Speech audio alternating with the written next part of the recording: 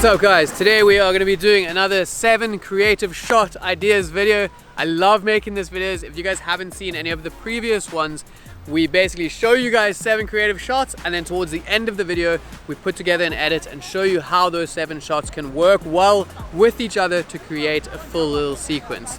Some of the shots that we do in these videos are pretty unconventional, a little bit out there and a little bit wild. Sometimes we almost break the cameras, and today we are going to be using the Insta 360 Go 2. This camera is an amazing little tool because we can get really creative with this. It's tiny and we got some pretty crazy ideas for it. Hopefully this camera comes home with us and we don't smash it with one of these ridiculous ideas that we're going to be trying, because I really like it and I want to use it for more videos. So let's get started with the first shots. For this video, it is going to be a solo section, so I'm going to be filming the video of myself. This camera plays into that so well because you can get so many dynamic and moving shots even without having a buddy or someone to help you get any of those shots. And that is such a strong point of the Insta 360 Go 2. For shot 1, we went with a POV shot of me throwing down the skateboard and then giving a couple of pushes. One of Insta 360 Go's accessories that I love is this necklace mount, and you can pretty much just clip the camera onto your chest, even having that necklace mount under your t-shirt. For this one in particular, we wanted to look down a little bit more so we could see the skateboard, so I went with the cap mount, which is very easy and also very versatile. You can use it in many other ways, but getting that shot from the cap, I could move my head around, making sure to angle the camera where I wanted it to be. Shot 2, we went with a Powerslide transition shot. Basically, this consisted of 2 shots. The first one looking up the hill, and as I came down on my skateboard, I was gonna do a power slide, or like skidding and making the skateboard go sideways and lining it up perfectly to have the camera go right through the middle of the skateboard. Then the second shot for that transition was to just flip the camera around facing the other way, do the same thing on my skateboard and get that power slide going. Once we're in the edit, we can cut them together and it will have a really nice effect of this kind of double shot of changing direction. This is where it started to get a little bit sketchy with the camera and started to put it in a little bit of a danger zone, but luckily it all turned out well and I managed to time the skid to not hit the camera any of the times.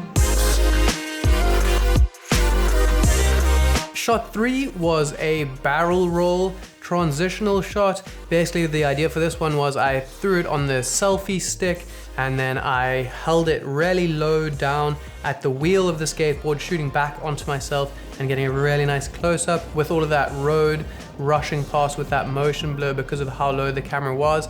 And then as I went over the speed hump, I spun the camera around and did like a barrel roll with it up to my face.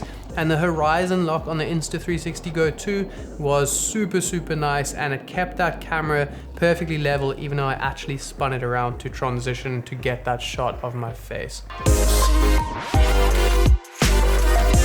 For shot 4, we again put the camera in a little bit of danger and we strapped it to my foot. I used the very versatile cap mount again for this and kind of just hooked it into my shoelaces, and this gives such a unique, interesting perspective looking up at my face, and then as I was pushing on the skateboard, it was looking past me and like seeing the skateboard with that sunset in the background. It was really nice, and it can be a little bit disorientating, so you got to be careful with how wild the movements are that you're doing with this, but very happy with the result and definitely an interesting shot.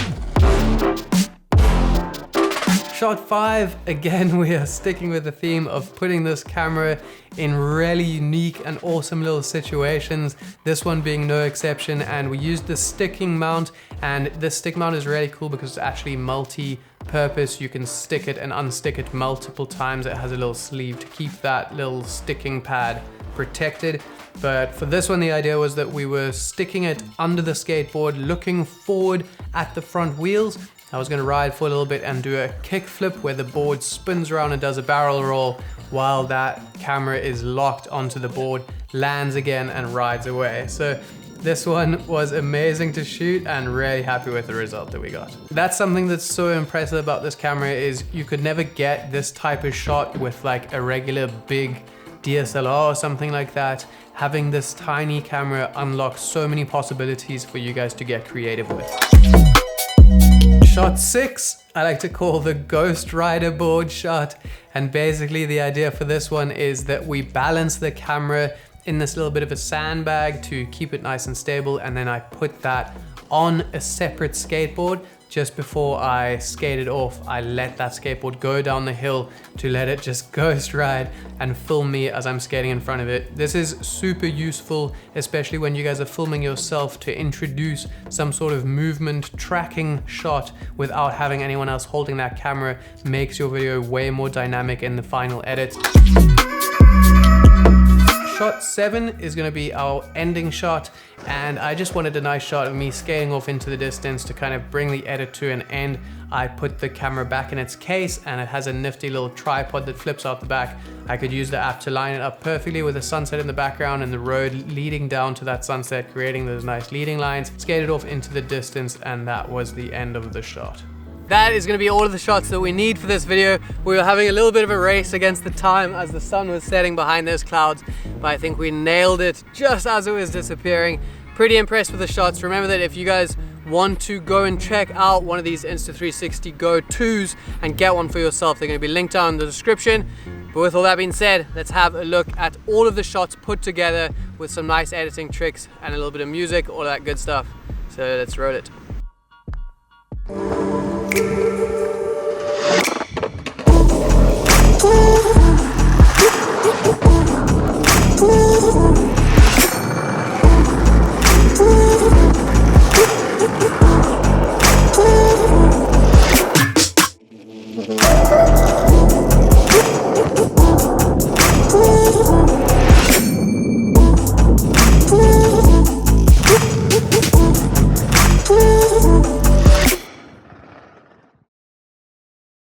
So hopefully you guys think that was cool. We had so much fun creating this little video here, and getting creative with this camera is really fun and refreshing. You can do such unique things because of its size that you could never do with any like regular big cameras. So you can really have a lot of fun with this. Remember, it is going to be linked down in the description if you guys want to get one, and Instago is actually running a little promo for the next little while, so go and check it out while you can. That's going to be it for this one. I will see you guys in the next one.